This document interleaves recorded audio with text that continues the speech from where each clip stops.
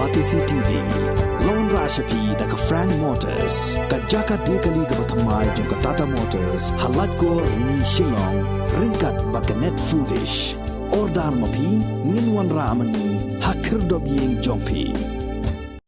We just finished a meeting with the Honorable Minister for Education, Government of India, Sri Dharmendra Pradhanji, and I had discussed regarding the Central University entrance test issue, which is becoming quite a problematic issue for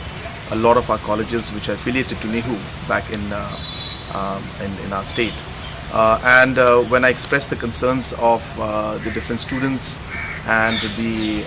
different colleges, the Honorable Minister was understood the issue, understood the problem, and a very positive response came from him, where they have agreed that there will be certain areas in which they will try to exempt some of our colleges which are not necessarily centrally funded, which are either privately or funded through the state government or aided through the state government. Those colleges will not have to give the exam. So we are waiting for a formal communication which will come in a day or two,